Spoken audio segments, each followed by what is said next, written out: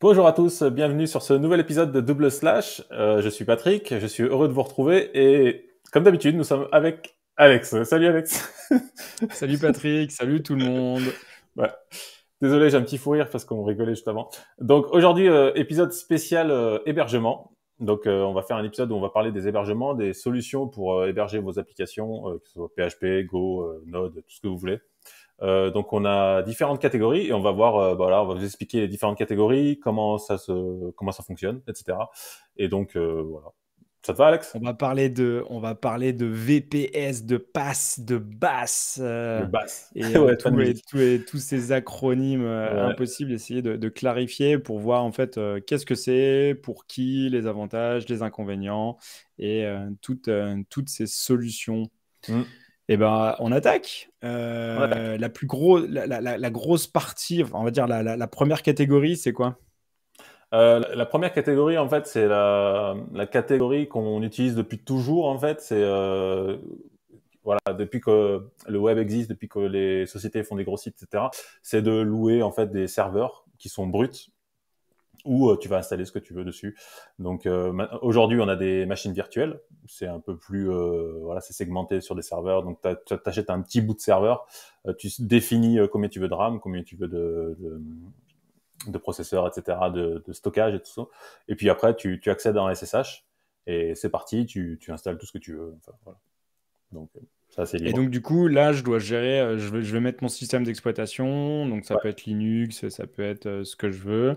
Et Mmh. derrière, je vais installer mes paquets classiques. Ouais, t'installes tout. Et, euh, et en fait, OK. Donc, j'ai un accès full à la machine, quoi. Ouais, ouais, t'es totalement responsable de ta machine. Donc, dans ces OK. cas-là, souvent, bah, si tu as un problème technique, ils sont pas là pour t'aider parce que c'est ta machine. Donc, c'est comme si ton ordi perso, tu as un problème, bah, tu te débrouilles, quoi. Donc, il y a vraiment pas d'assistance. Après, il y a peut-être des petits forfaits qui peuvent pour t'assister, je sais pas. Mais la plupart du temps, ouais, tu es vraiment seul face à la machine et tu dois tout configurer vraiment. Voilà, c'est une boîte noire, quoi.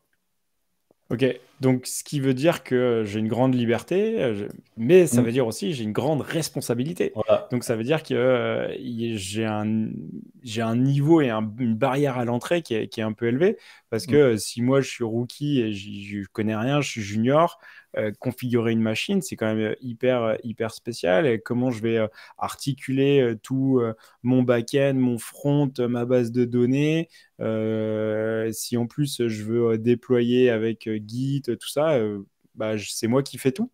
Bah ouais, c'est toi qui fais tout, donc c'est pour ça que c'est un peu des inconvénients en fait. On va de suite parler des inconvénients. C'est vraiment la barrière à l'entrée est assez haute quoi. C'est que voilà, il faut être vraiment très compétent pour régler un serveur, installer les choses et surtout sécuriser le serveur pour pas que quelqu'un puisse entrer par une backdoor ou n'importe quoi, par un système Ouais. qui est pas bien configuré, tu vois.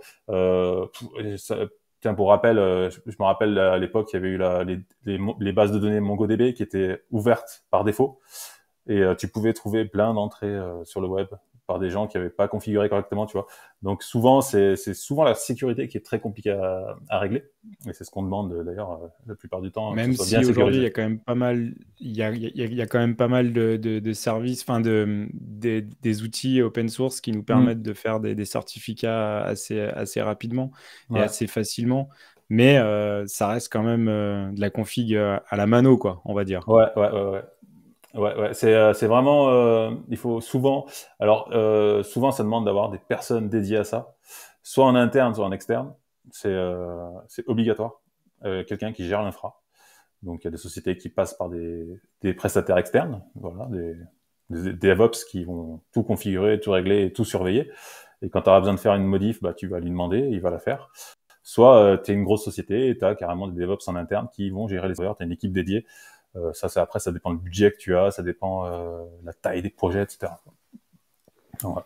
Et donc, du coup, en fait, je vais provisionner ces machines-là et après, je vais utiliser, si pour mon service de déploiement, enfin, pour déployer toutes mes applications, j'utilise Docker, Kubernetes, tout ça, toutes ces stacks-là, elles vont se mettre en fait sur des Mm. machines en direct, quoi.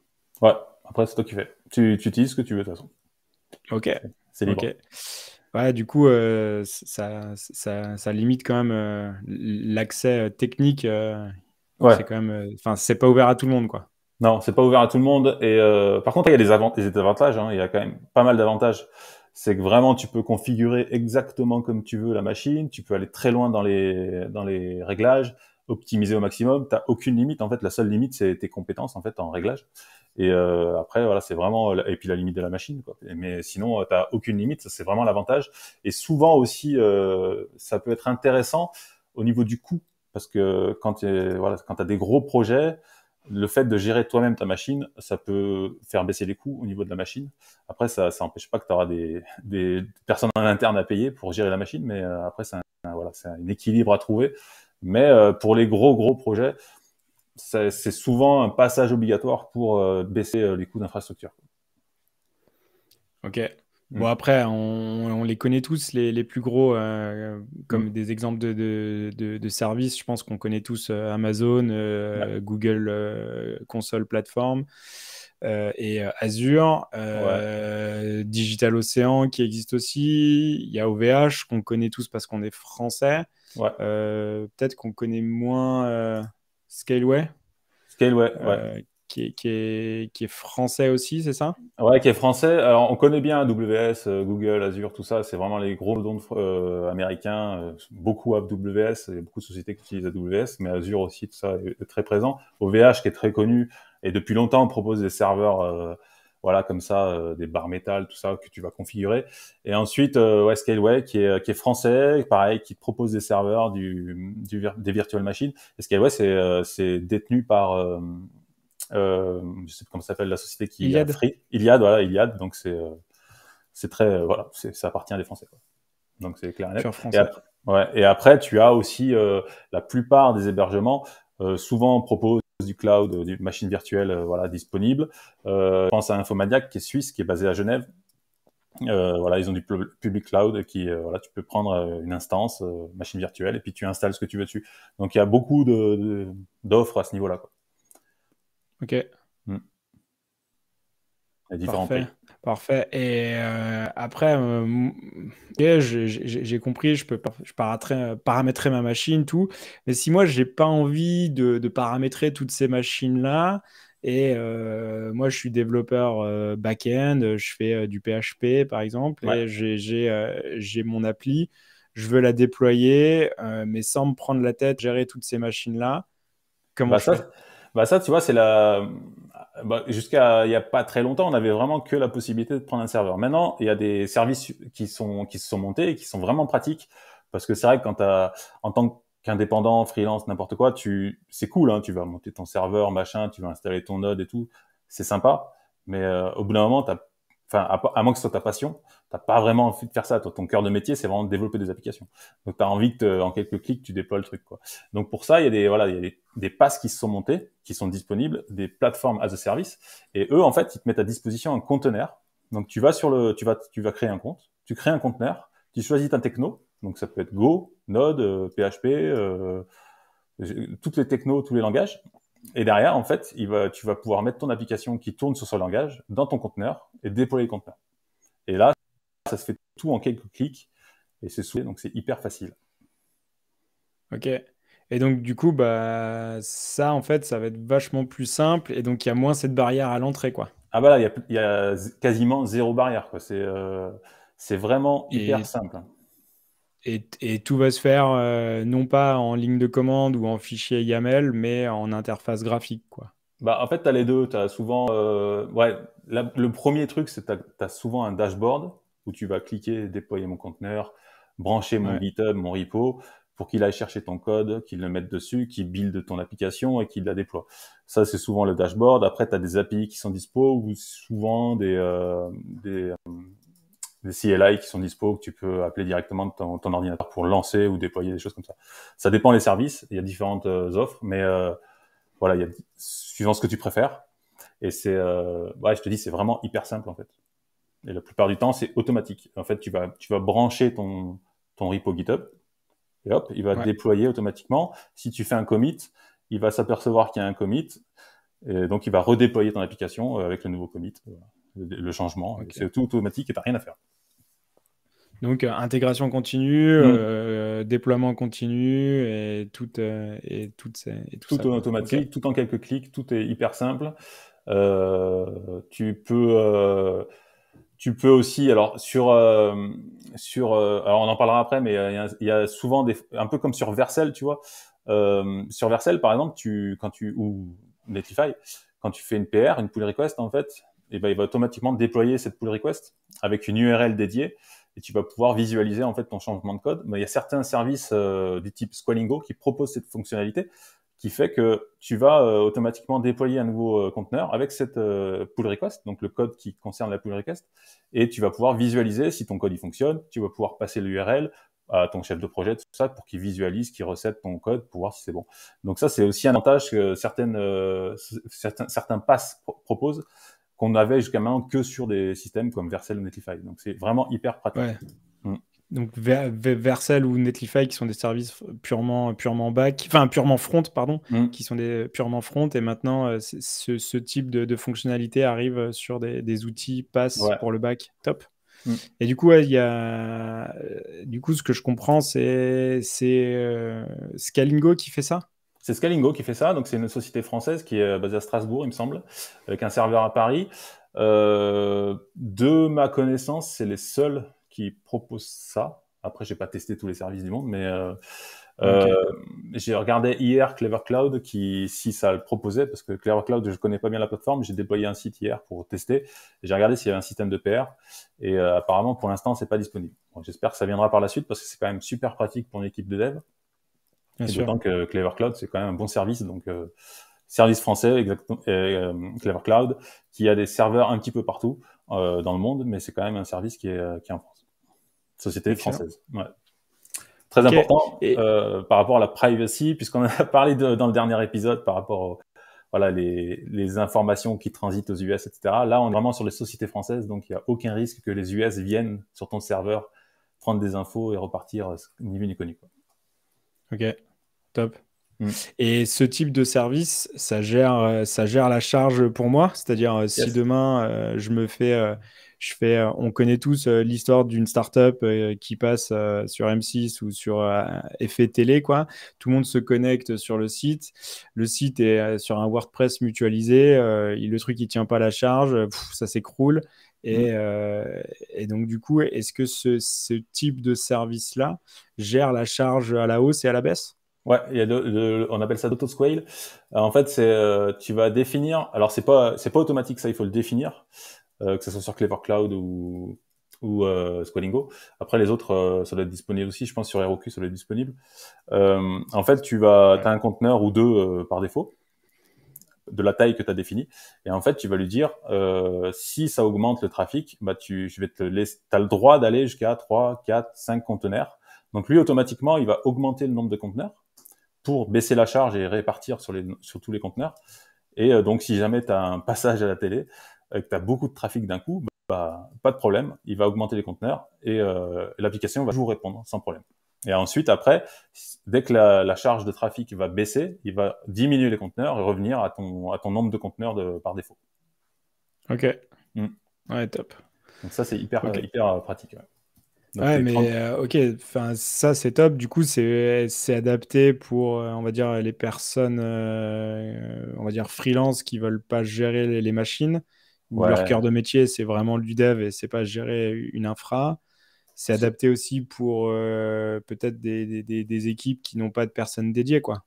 ouais, c'est ça, c'est adapté à tout ce que tu dis, indépendant, petite équipe, start-up, ou sociétés qui n'ont pas envie de gérer l'infra, tout simplement, et qui préfèrent voilà, passer par des services comme ça, qui sont peut-être un peu plus chers que de prendre du serveur brut, comme on a dit au début, des machines virtuelles, parce que forcément, il y a un service, il y a une surcouche autour, et c'est peut-être un petit peu plus cher, mais t'enlèves toute la gestion, le paiement Ouais, mais d'une personne mais dédiée, tout s'il ça, faut quoi. payer un mec, Bah ouais, c'est ça. avec des compétences spécifiques que pour faire ça, Bah ouais. bah peut-être que c'est beaucoup plus rentable de mettre la carte bleue et il gère ça pour moi, Ah, c'est quoi. beaucoup plus rentable. C'est beaucoup plus rentable. Et puis surtout, tes devs sont enfin, imaginons, tu as une société avec un service un service de développement. bah, tes devs, ils sont autonomes, en fait. Ils ont un compte, ils déploient, enfin, ils règlent le truc comme ils veulent, et puis, il n'y a pas besoin d'être hyper compétent, c'est une interface. Non, c'est vraiment super intéressant pour plein de cas de figure. Et comme je te disais au début, bah, après, ça dépend si ton projet prend une ampleur vraiment énorme. Peut-être qu'à un moment donné, il vaudra peut-être mieux passer sur un serveur dédié avec une équipe qui s'en occupe, parce que forcément, il y a une histoire de coût, hein, parce que là, on parle après de centaines de milliers d'euros de coûts de serveur. Mais quand on est sur un projet plutôt Plus petit. classique, petit, classique, enfin, voilà, un pass peut très très bien faire l'affaire, et ça t'enlève tous les soucis de gestion, d'infra. L'autoscale, tu veux dire, le week-end, t'es tranquille, hein, tu sais que ton serveur, il se squale tout seul, pas de problème. Tu sais qu'il y aura pas, le serveur tombera jamais, quoi.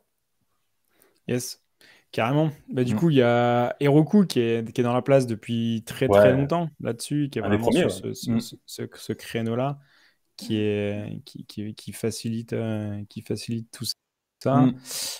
Bah, il y a Scale, on a dit, Clever Cloud. Mm. Il y en a d'autres aussi. Il y a fly.io, t'as render.com, euh, on a Gelastic qui propose. Alors Gelastic, c'est une interface. Alors eux, c'est une société qui fait une interface pour gérer justement ce système de machines virtuelles avec des sortes de sliders. Tu vas définir combien tu veux d'instances, machin, tout ça. Et c'est une interface que tu peux. Alors eux, ils proposent hein, du serveur, mais c'est une interface que tu peux retrouver chez Infomaniac, par exemple. Quand tu vas si tu prends un cloud de machines Ah, ok. virtuelles. En fait, eux, ils fournissent une interface Ouais. graphique que tu vas mettre en surcouche de ta machine comme si tu gérais. Bah, après, tu as un compte, et tu vas dessus, là, sur l'interface qu'on voit un petit peu là sur le site, et puis tu vas régler ton truc comme tu veux, et là, tu as un coût en fonction de ce que tu vas régler, tout ça. Donc Ah, ok, Mm. excellent. Excellent. Il y a aussi Render qui Ouais, est sur render. le même, qui est sur le même créneau. Mm. Pareil avec des provisions de machines. Et pour le coup, ils vont mettre aussi comme tous les autres, hein, mais des bases de données ou des choses comme ça où en Ouais, 3 clics, on va ajouter. ouais, tu as souvent des bases de données qui sont On va- liées aux hébergements, hein. Tu as un conteneur applicatif qui va faire. Alors, c'est vraiment hyper varié en termes de langage, hein.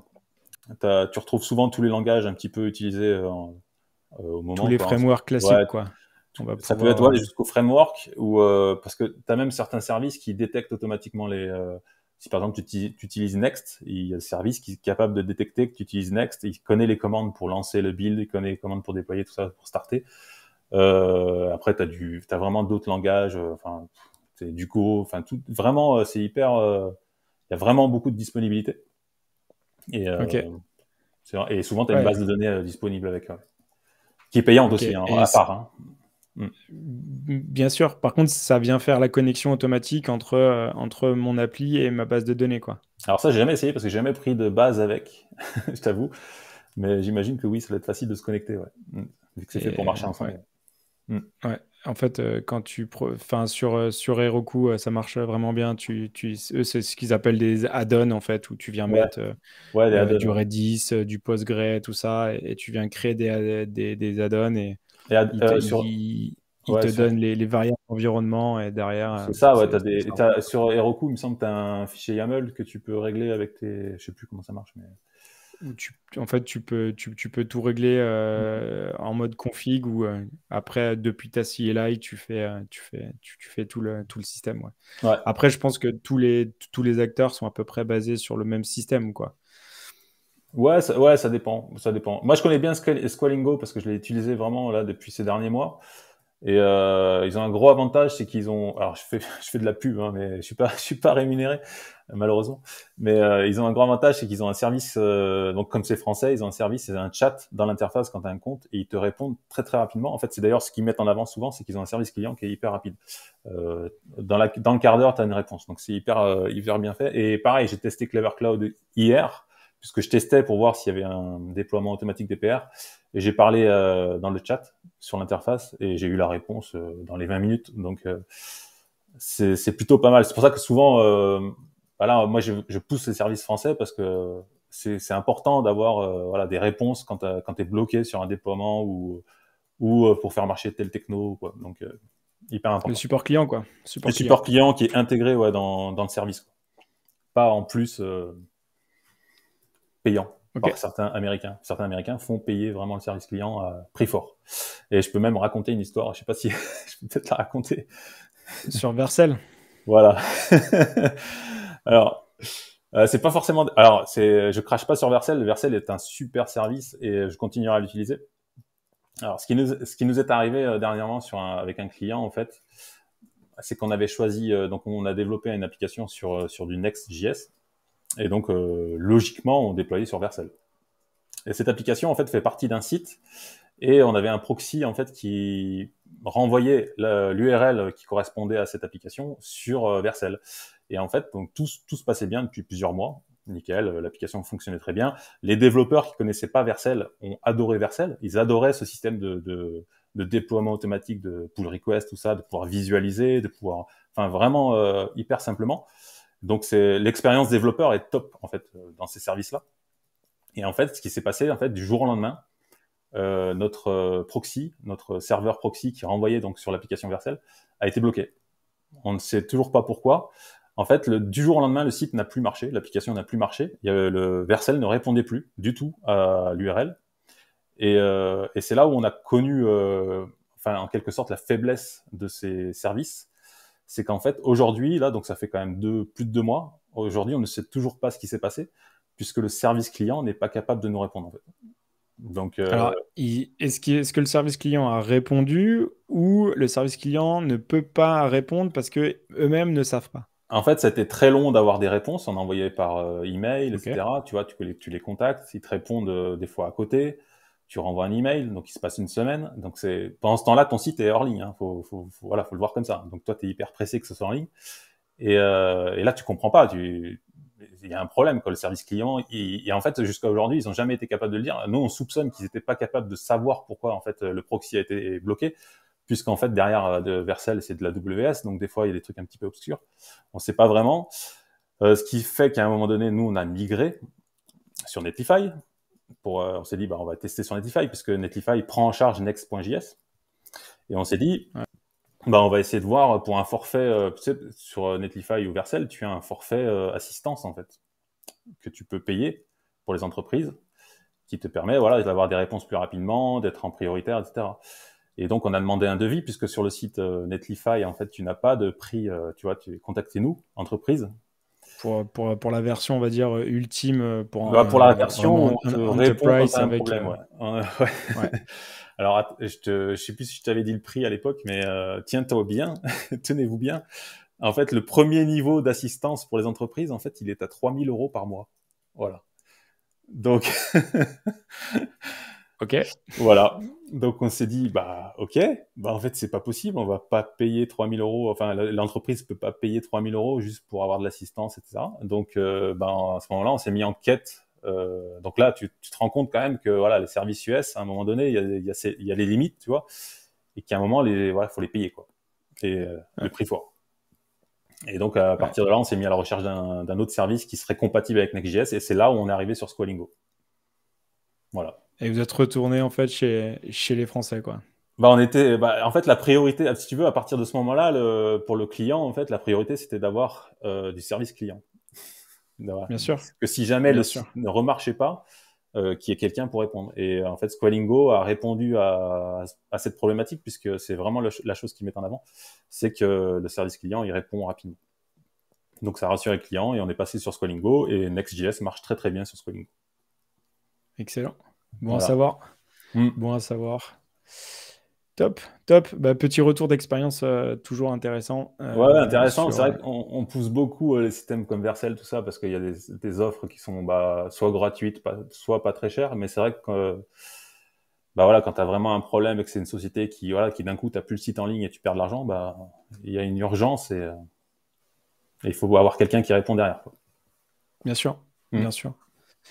Dans nos recherches, et pour le coup, on n'a pas testé, mais on a trouvé Coolify, Yeah. qui en fait est un peu le mix entre les deux solutions qu'on a présentées, donc c'est-à-dire vraiment la gestion de la machine brute et la plateforme as a service.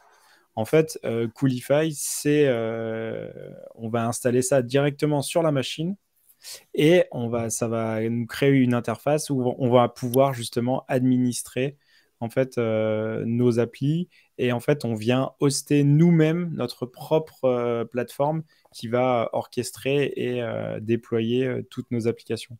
Du coup, ça met une surcouche. C'est un peu la croisée entre les deux mondes, quoi, entre la Ouais. plateforme as a service et la pure machine. En fait, là, on vient acheter notre machine et on met Coolify dessus et c'est comme si Ouais, c'est pas mal, on hein. pouvait. Je sais pas si. Ouais, après, sur le papier, Ouais, sur le papier, c'est pas sur le mal. papier, c'est pas mal. Après, objectivement, enfin, j'ai pas testé, donc je sais pas du tout ce que ça dit. Mais en tout cas, sur le papier, c'est plutôt Je pas sais mal pas si parce que c'est facile à installer, tu crois? Ou enfin, ça a bah, l'air. ouais, moi j'ai vu une vidéo d'un mec il se connecte à sa machine en SSH, il Hmm. tape la ligne de commande qu'on voit à l'écran. Pour ceux qui ne suivent pas sur YouTube, vous pouvez nous retrouver sur YouTube. Ouais.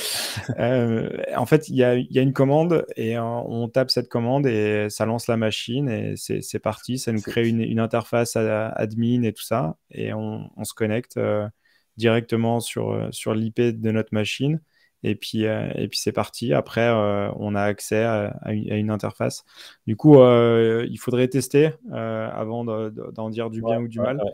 Mais en tout cas, sur le papier, c'est plutôt pas mal parce qu'on va pouvoir déployer des applis front, des applis back, des databases, Ah, il y a tout. comment, on va pouvoir monter directement depuis GitHub, GitLab et Gitbucket. Ça déploie les pull requests sur Hmm. des URL spécifiques. On peut gérer les droits avec faire venir du monde en Hmm. mode équipe.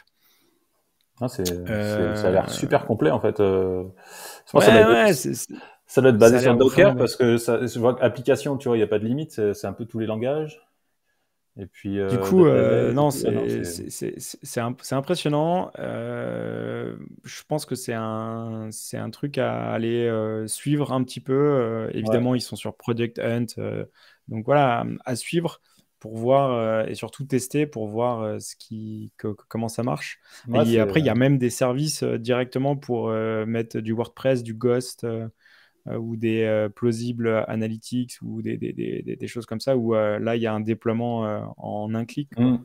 Donc ouais Ouais, c'est le meilleur des deux mondes en fait. Tu prends ton serveur et puis t'installes ça dessus et puis ça se fait tout automatique, quoi. En plus, si une fois de plus c'est sur le papier quoi. Après ouais, après ça il faudra s'installe, tu tester. vois, avec un wget. Enfin, ça a l'air magique en fait. Ouais. J'ai bien envie de Ça a l'air tester, tu vois. plutôt pas mal ouais. Ok, faudra faire un Et test. donc du coup on arrive à notre troisième partie où en fait on a une autre typologie de services qui vont Yeah. s'offrir à nous. Alors ça, C'est les basses. les basses, ouais. Alors ça, C'est quoi les c'est une basses? catégorie que tu connais mieux que moi, back-end as a service. C'est un truc que tu utilises pas mal, toi, dans tes projets, je sais. Ouais. Donc c'est moi qui vais te poser des questions cette fois. Alors c'est quoi, comment ça fonctionne un BAS? Vas-y, En fait, explique-moi. le backend as a service, c'est clairement, je vais automatiser un maximum de choses et je vais déléguer ça à un service dédié. Ok. Un exemple typique, quand on fait une appli, souvent on va gérer des CRUD une fois, deux fois, trois fois, quatre fois sur différents modèles. Clairement, à la fin, en fait, il y a assez peu de valeur ajoutée Mm. à optimiser ton CRUD une fois, deux fois, trois fois, quatre fois. En fait, on fait tout le temps la même chose. Mm. Donc, ça, c'est déjà hyper chronophage et au final, ça amène peu de valeur ajoutée de le faire soi-même. Donc Mm. l'idée, en fait, c'est de dire, OK, moi, j'ai pas envie de gérer une machine. J'ai pas envie de coder même, de coder un CRUD, encore un CRUD et encore un CRUD. C'est super chiant. Du coup, bah, je vais configurer via une interface graphique dans ce type de service-là. Et je vais Mm. déclarer tous mes modèles et ça va me faire une API directement que je vais pouvoir utiliser via le langage que je souhaite. Donc Mm. souvent, beaucoup vont être des clients JS, mais on va avoir des clients Flutter, des clients PHP, des clients Ruby, ou voilà, on va Ouais. avoir pour différents langages. Mais en fait, on va vraiment automatiser et structurer, déléguer en fait à un service toute la création de notre back-end. D'où son nom Back-end as a Service. Ouais. Ok. Et là, on va avoir différents acteurs. Je pense que le plus ancien, c'est Firebase, Hmm. qui est un des plus connus. Le gros avantage, c'est qu'on va être hyper productif, en fait. On va tout de suite pouvoir déployer une solution très, très, très rapidement. Et l'avantage aussi, c'est que notre API, ou l'API qui va être générée Hmm. par ce type de service-là, elle va être optimisée nativement, parce que il y a déjà plein de personnes qui ont bossé sur l'optimisation de ce service-là. Donc, en clair, l'API, elle va être monstre rapide et super optimisé, quoi. Donc là, on est vraiment sur des. Enfin, on parle de back-end, mais on parle. Enfin, c'est principalement pour créer des services API, en fait, avec des bases de données, des CRUD qui vont répondre, tu vas pouvoir insérer, appeler, tout ça. Mais c'est vraiment, on parle Exactement. vraiment de création d'API en gros, quoi. Oui, Ouais. absolument. Ok. Ça va vraiment gérer les API directs. Hmm. Donc, tu vas utiliser le mode client, où j'ai un client JS, par exemple, Hmm. JavaScript, qui va pouvoir appeler mes modèles avec les champs, et je vais pouvoir les créer, les updates et tout ça. Hmm. Ou je vais directement avoir un endpoint. Je pense par exemple à des générations d'API sur GraphQL, où en Hmm. fait je vais déclarer mes modèles, et j'ai une API GraphQL qui va être automatiquement mise à jour et auto-générée. Je vous renvoie à l'épisode sur Asura, justement, Et ouais, où ça sera. Ouais. on parle de ça. Hmm. Mais dans l'idée, c'est de déléguer toute cette création et de côté automatique. Ok. Mais ça fait pas que ça. Ça fait pas que Ah. ça, parce que là, en fait, on vient juste créer un back-end, on va dire, nos contrôleurs sur un modèle MVC. On vient créer le M du Hmm. modèle, le contrôleur et le endpoint. Très bien. Par contre, le gros avantage qu'il y a encore par-dessus, c'est que ça va aussi gérer l'authentification pour nous. Ouais. Parce que la plupart du temps, dans les applis modernes, c'est login, password. Hmm. Et donc, login password, ou je veux me faire un connect via Facebook ou via Google, via GitHub. En fait, ce système d'authentification, une fois de plus, pour une appli, pour deux applis, pour trois applis, pour quatre applis, c'est Ouais, c'est tout le toujours la temps même la même chose. Ouais, chose. ouais, c'est clair. Du coup, le coder à la main, Ça apporte rien, quoi. À un ça moment donné. amène très peu de valeur ajoutée, Ouais. d'autant plus que sur l'authentification, quand on parlait de sécurité tout à l'heure, l'authentification, en fait, ça peut être hyper critique, parce que s'il y a une faille de sécurité qui a été mise en place ou découverte sur une techno ou sur une lib qu'on a utilisée, si nous, on n'a pas fait la mise à jour ou des choses comme ça, on peut être exposé, alors que ces services-là, ok, on les paye, mais eux, ils vont gérer tout ça pour nous. Et donc, l'authentification, elle va être béton, elle va être super Ouais. organisée, quoi. Ouais, ça sera mis à jour Donc, rapidement, le patcher s'il y a un problème. Enfin, c'est vraiment. exactement. Ouais. Exactement. Et en fait, quand on voit des solutions type Supabase, Hmm. pour le C'est pas coup, base. ils vont gérer donc toute la base de données, Hmm. les API, donc on va pouvoir interagir avec la base de données, toute l'authentification, donc login, password, et évidemment aussi les droits, parce que en fait, on va gérer qui a accès à quoi. Hmm. Et une troisième partie qui va être intéressante, ça va être la gestion du storage. Je veux, par exemple, dans mon appli, je veux que les utilisateurs ils puissent sauvegarder des images. Ouais. Et ces images-là, il va falloir que je les stocke. Bah oui. Donc, soit si je le fais en mode machine pure, ça va être avec du Amazon S3 ou l'équivalent. mais il va falloir que gérer, interagir, créer Configuré, toutes les etc. Ouais. configurer. Là, en fait, j'ai un accès immédiat en fait à du storage et ce de manière hyper facile et transparente, toujours via. C'est top. Alors souvent, ils ont fait un client basique. Là, je vais regarder sur Supabase.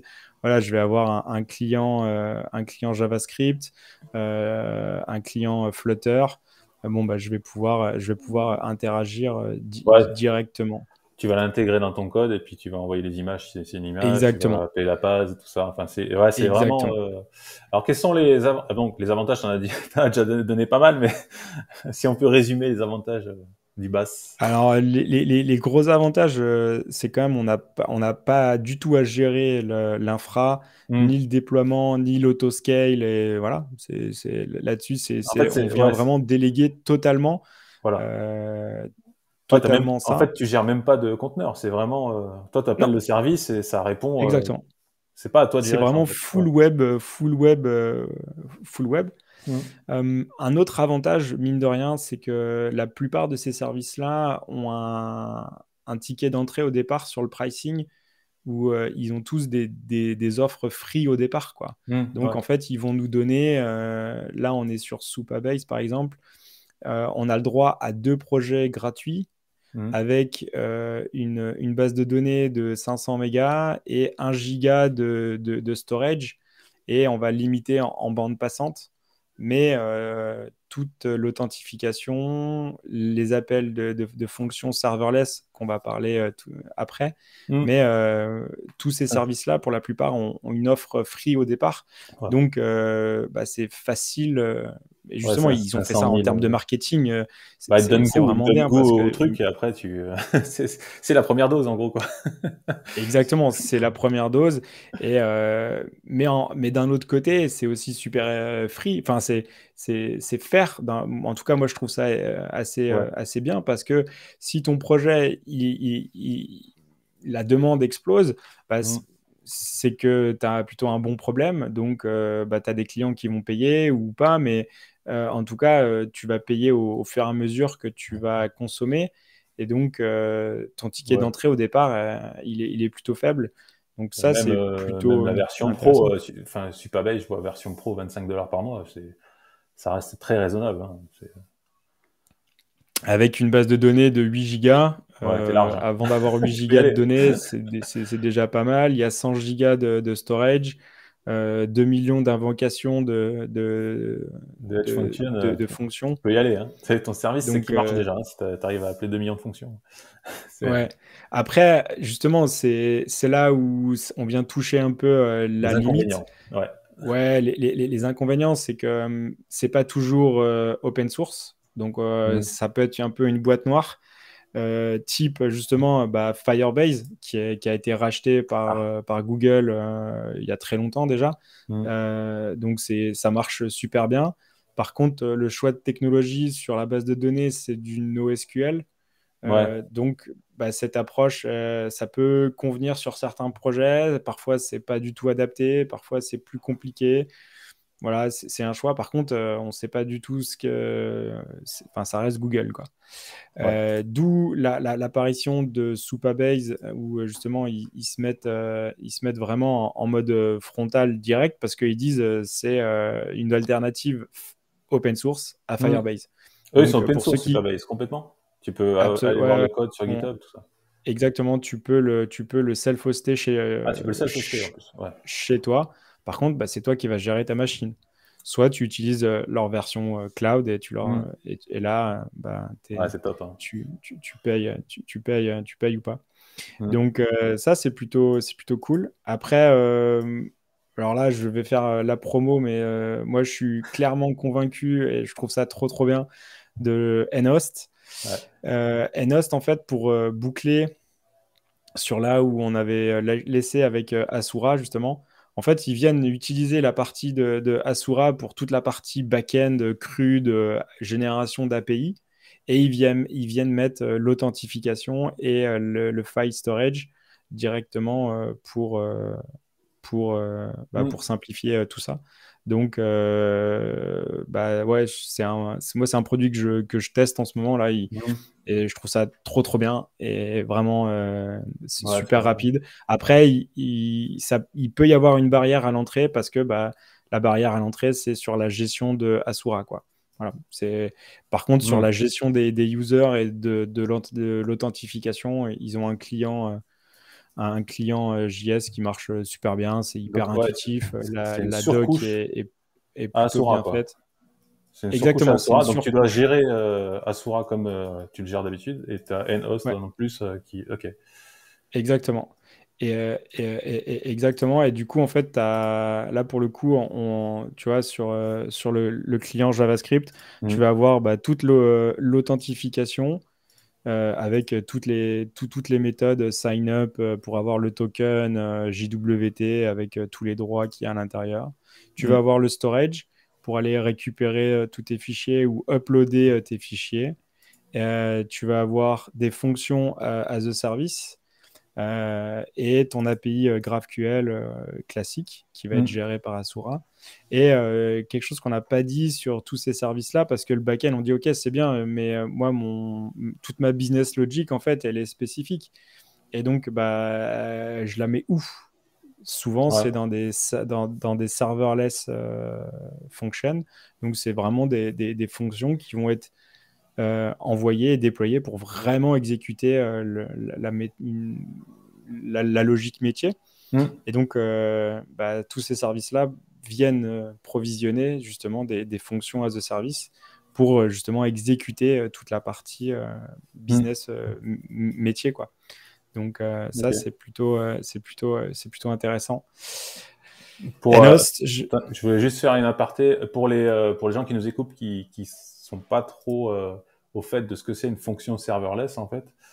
En fait, c'est une fonction qui tourne uniquement quand on l'appelle en fait. Voilà. Donc elle est sur un serveur, on appelle une URL, cette fonction exécute ce qu'elle doit faire, elle renvoie une réponse, elle s'arrête. Voilà. En gros, c'est ça une fonction serverless. Pour expliquer. mais donc, ça veut dire que c'est du serverless, mais il y a un serveur. Mais il y a quand même un serveur. Ouais, le mot est pas pas très logique. Il y a quand Ouais. même un serveur. Mais en gros, ça tape pas. Voilà, c'est une fonction qui est toute seule, qui traîne sur un serveur AWS quelque part dans le monde, qui est appelé via un endpoint et qui exécute au moment où on l'appelle en fait. Donc c'est pour ça qu'on parle de fonction serverless. Elle est attachée à aucun serveur en fait. Voilà. Yep. Et un autre service qui marche aussi, c'est Upright, Ouais. qui peuvent être self-hostés aussi, mais utilisés en mode cloud. Je reviens sur Euh, nhost. Nhost, il peut être self-hosté oui, aussi. Pareil. oui, Ok. absolument. Et open source aussi, pareil. Oui, Ok. totalement open source. C'est vraiment dans leur ADN. D'accord. Et Et tu suédois, peux. nhost. Hein. Bien. Exactement, c'est une compagnie suédoise qui est Ouais. assez récente, qui a bien grossi et qui est en pleine expansion. Moi, j'ai testé quand c'était en V1. Voilà, j'étais pas totalement convaincu. Hmm. Là, ils ont fait une levée de fonds, ils sont passés à la V2. Ils sont encore en bêta, mais enfin voilà, c'est déjà beaucoup plus solide, beaucoup D'accord. plus structuré. Donc, c'est top. C'est vraiment Ok. top. Cool. Et un autre aussi, qui s'appelle 8base, toujours sur le même concept, Hmm. où on va avoir une interface graphique pour vraiment construire notre application. Ça va créer des modèles. Alors, tendance ou pas, beaucoup font du GraphQL. Hmm. D'autres vont avoir des endpoints où ils vont avoir un client directement JS pour interagir avec tout ça, quoi. Mais en tout cas, il y a quand même pas mal de solutions qui nous permettent de faire des back-ends hyper rapidement. Alors, plein de gens vont pas aimer, hein, parce que si c'est trop magique. Et donc, Ouais, ouais, bah ouais. Justement, dans les inconvénients, je vois que tu avais marqué à qui appartiennent les données. et ouais. Et ouais, c'est toujours là la c'est toujours question. la question, quoi. C'est que est-ce que leur propre infrastructure, elle est basée où? Est-ce que eux, ils sont responsables? Enfin, voilà, si tu veux, plus on vient mettre d'intermédiaires et de couches Hmm. avec la machine, et bah, chaque partie, en fait, va prendre ses responsabilités ou pas Hmm. selon les conditions générales. Et du coup, c'est à nous d'aller creuser à chaque surcouche qu'on installe, de voir qui est responsable Ouais. et qui détient, qu'est-ce qu'ils peuvent faire des données et tout ça. Et c'est souvent Donc, des ouais, surcouches de c'est AWS en compliqué. plus. La plupart du temps, c'est des Mais ouais, outils qui parce, utilisent AWS, quoi. bah ouais, mais parce qu'en même temps, qui peut fournir des Oui, c'est clair. infrastructures à la volée comme ça, Ouais. en 3 clics, à part les gros, quoi. Et après, tu avais aussi. Alors, je sais que si je prends l'exemple d'AWS, je sais que c'est compliqué. Si tu es sur AWS, tu as des choses qui sont vraiment liées à AWS et tu as du mal à migrer si tu veux aller sur Google, par exemple, ou Azure. Il y a vraiment des systèmes qui sont spécifiques à chaque host, en fait.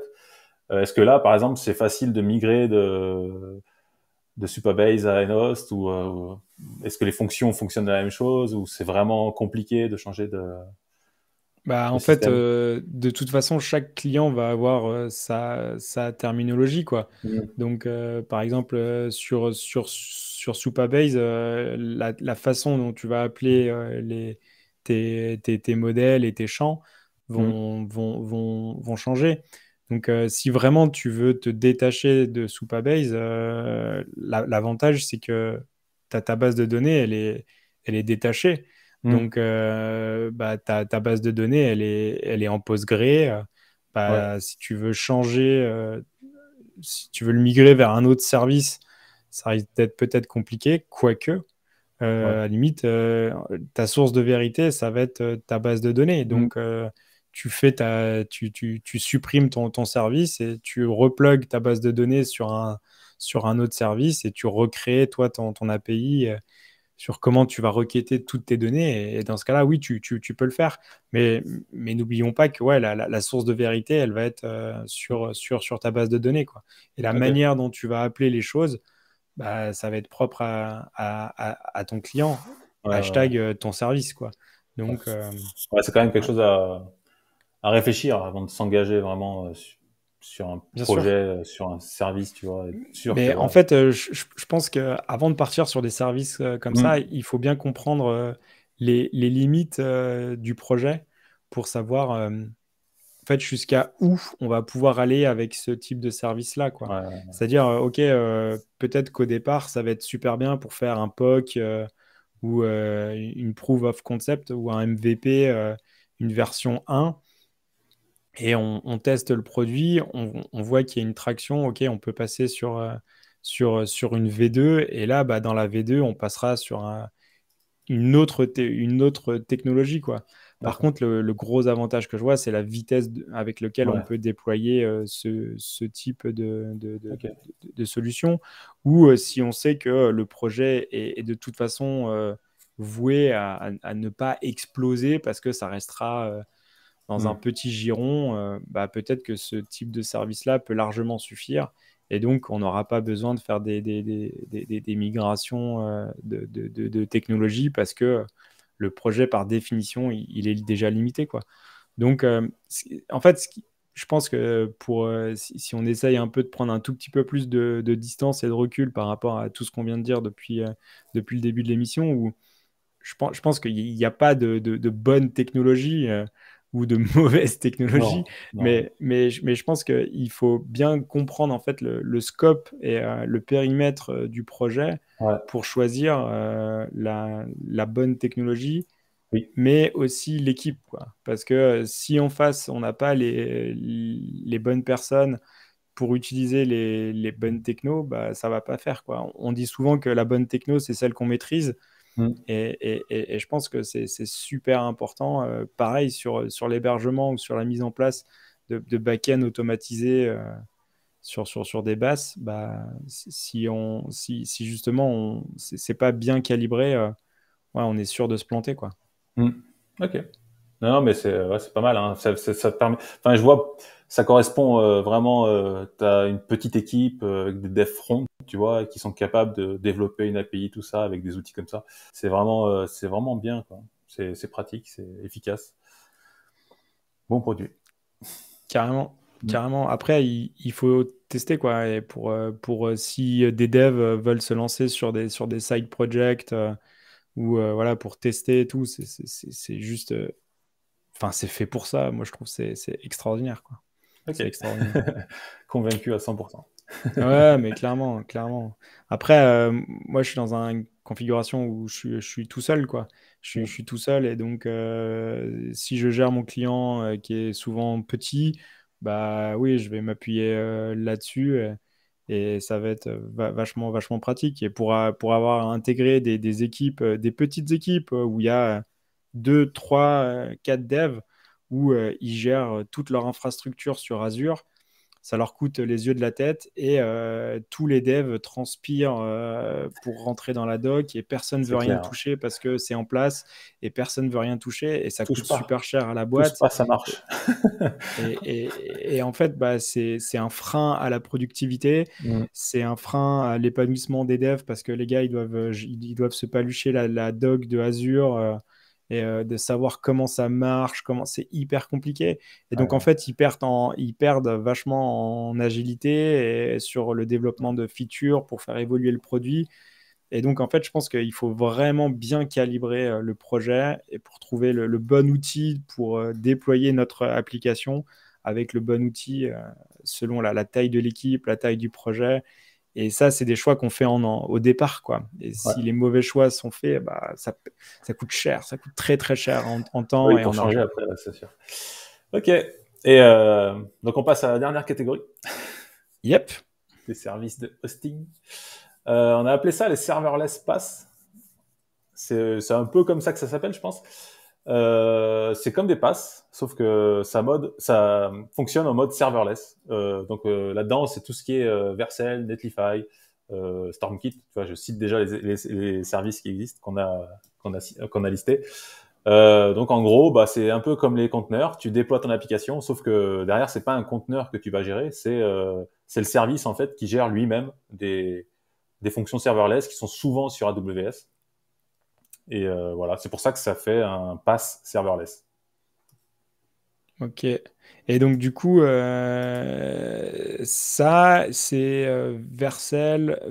Parce qu'en fait, Ouais. Vercel et Netlify qu'on connaît beaucoup, ou Mm. Cloudflare, à la base, en fait, c'est plutôt des hébergeurs front, en fait. Ouais, c'est principalement. Alors oui, à la base, c'était vraiment Netlify, c'était clairement un hébergeur front qui faisait plutôt même du statique à la base. Vraiment, il y avait très peu. C'est dernièrement qu'ils ont rajouté toutes les fonctions serverless et tout ce qui est. Ils se sont adaptés aussi pour faire fonctionner Next.js, qui fonctionne aussi maintenant avec un mode hybride avec régénération des pages, etc. Ce qui n'était pas nécessaire quand ils déployaient que du statique. Vercel a toujours fait quand même du back-end en fait avec des serverless depuis toujours, parce qu'ils avaient déjà, dès le début, sur Next.js, c'était déjà du server-side rendering, donc tu avais quand même du Node qui tournait derrière. Donc Vercel a toujours fait du serverless.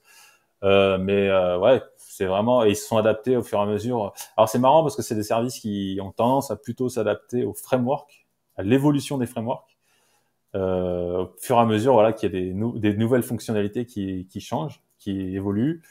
Et ouais, comme je disais, voilà, depuis voilà, Netlify, ils ont tendance aussi à suivre, tu vois, ils ont fait des gros efforts pour adapter Next.js pour que ça tourne sur Netlify. Et ça, quand tu déploies un Next.js sur Netlify, ça va te déployer plein de fonctions, tout ça, qui vont pouvoir te faire ce service Node qui tourne derrière en server-side rendering.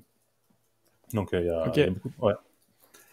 Et pour le coup, pour le coup, bon, il y a pas de mystère, mais je suis très, très vu et très Next. En fait, la version 3 va bientôt sortir. Ils sont en RC2 maintenant. Ouais. Et en fait, toute la partie serveur se fait avec zéro configuration, quoi. C'est-à-dire, on déploie sur Netlify, qui est à la base Mm. un rendu vraiment client. Et Ouais. toutes les parties serveurs vont être auto-montées et vont être interprétés en fonction as a service. Mm. Et ça, sans aucune configuration. Et donc ça, c'est enfin, c'est ouf, quoi. Ouais, c'est ça. C'est là où tu vois le travail que ces sociétés font derrière. C'est que vraiment, ils adaptent la plateforme au framework, comme Next, tu vois. Ils ont un système qui a complètement changé, donc ils ont adapté, donc ils proposent des nouveautés.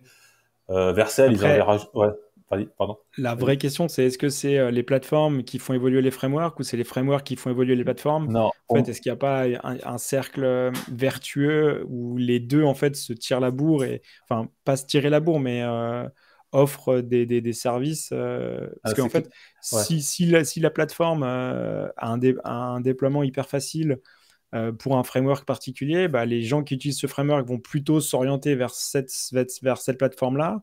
Et inversement, si le framework est super facile à déployer, bah, en fait, si tu veux, c'est un cercle virtueux pour les deux, non? Bah, pour moi, c'est vraiment la plateforme qui s'adapte au framework. Vraiment. Ok, Et on le voit au fur et à ok. mesure que les frameworks évoluent. On voit les nouvelles features qui arrivent sur les services, en fait, à chaque fois.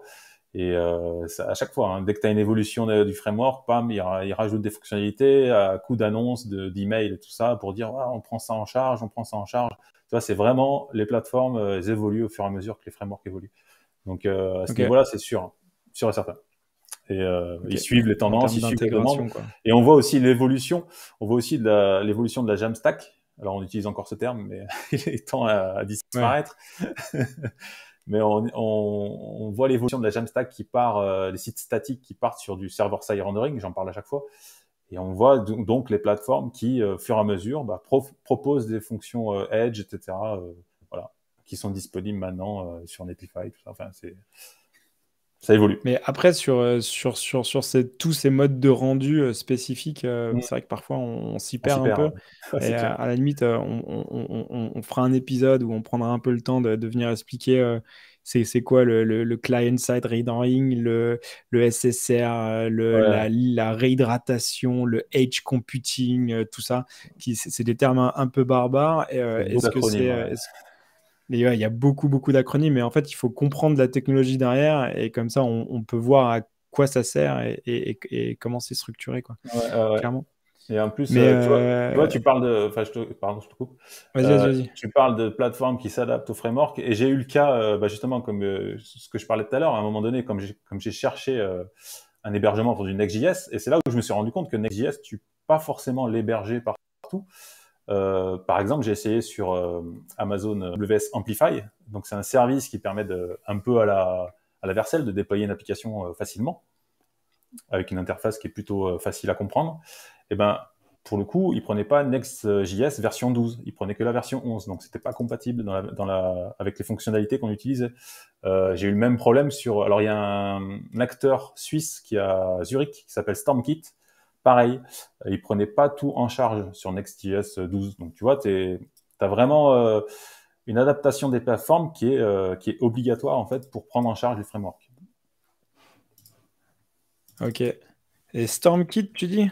Ouais, Stormkit, c'est un acteur qui est à Zurich, donc en Suisse, qui est pas mal. Et voilà, ce petit acteur européen qui propose un système de déploiement qui tourne sur Ok. AWS, évidemment. Et D'ailleurs, ok, en descends un fait, petit peu, je crois que j'ai vu.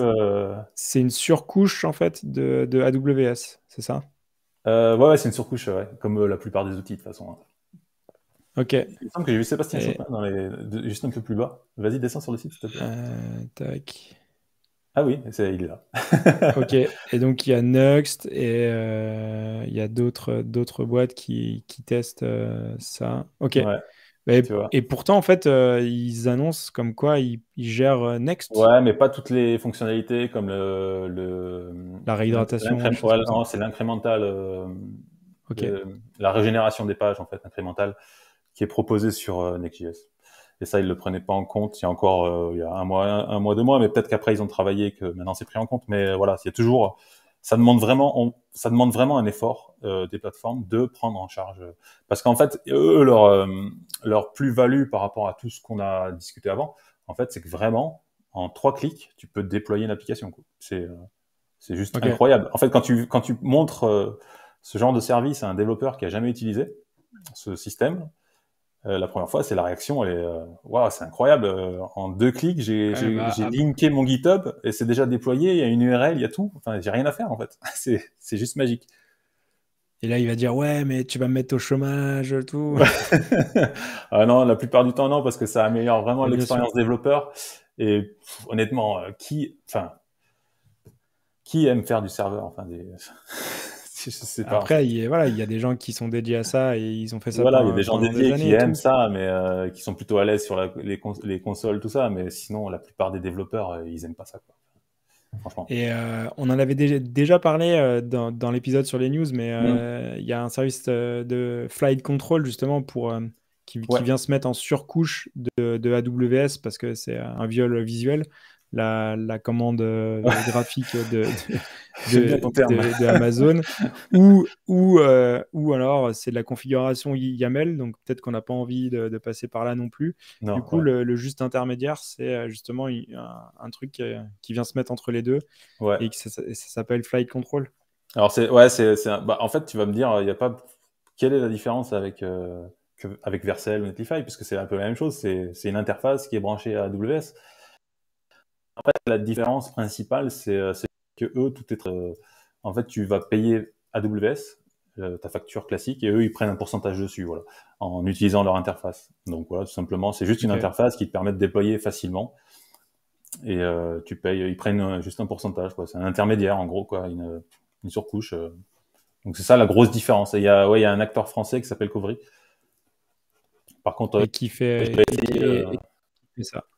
Ok. j'avais essayé Du coup, je me J'avais connecte essayé mon Flight Control. GitHub, je Ouais, déploie, ça va se runner ça va se run sur AWS, DigitalOcean voilà, tu peux ou choisir toi. Skyway, Ouais, et après, ça autoscale directement. ouais, c'est pas Ok. mal ça. Mm. Et donc, pareil, et le pricing, Matin ça free, va 3 users, en fait, 10 c'est au applications. déploiement. Ok. En fait, tu vas avoir, soit tu es Ah limité oui, sur sans ton nombre de déploiement, ouais. déploiements par mois, et après, tu vas avoir autant d'applications, tu peux les payer au nombre. En fait, c'est surtout au nombre de déploiements, quoi, que tu vas Mm. payer au nombre de déploiements que tu fais, quoi. Ouais, Ouais, bah c'est ouais, intéressant. c'est pas mal, ouais. Ça, Par c'est un contre, petit c'est peu, pas eux qui gèrent l'hébergement, quoi. C'est toi, tu ouais, gères enfin, tu mets tes credentials sur AWS, tu payes ta facture sur AWS et eux, ils gèrent tout le reste, quoi. ouais, c'est un petit peu différent, Covry par rapport à Flight Control, où vraiment Flight Control, ils Ok. prennent un pourcentage. Covry, tu payes quand même le service et tu payes en plus AWS, mais ouais, c'est pas mal aussi, c'est une surcouche qui te permet de... Après, tu vois, le compte free, quand tu vois 100 déploiements par mois, enfin, sur certains sites, s'ils déploient 4 fois Oui. dans le mois, c'est le bout du monde, quoi, sur certains petits sites. Donc, Mais la question, c'est est-ce qu'on déploie le vendredi? bah, si tu as fait tes tests et que tu es sûr que ça marche, normalement, tu déploies le Et- vendredi. Ah oui, mais comme ça, tu pars serein. Tu pars serein. Yes. Ben, Ouais, beaucoup de services à tester hyper intéressant tout ça. Hyper intéressant. ouais. Donc, on voit que, bon, majorité services US, mais il y a quand même quelques acteurs français qui offrent des bons services, donc faut pas hésiter à aller les tester, quoi. Clever Cloud, Scaleway, Scalingo, enfin tous ces services-là qui sont voilà, européens et qui offrent des bons services. Voilà. Et de toute façon, on mettra toutes les références de tous ces services-là, on les mettra dans les liens de Mm, l'épisode. ça marche. Clairement. Eh ben, un grand merci à tous. Merci d'être restés jusqu'au bout. Pensez à mettre un petit pouce, Ouais, un petit like, partagez l'épisode ou le podcast avec vos collègues, avec vos amis. Et s'ils sont pas devs, ça risque d'être un petit peu compliqué pour eux, c'est clair. mais voilà, ça nous aide beaucoup et c'est super cool. Yes. Un grand merci à tous. Ciao, ciao. À la prochaine. Ciao.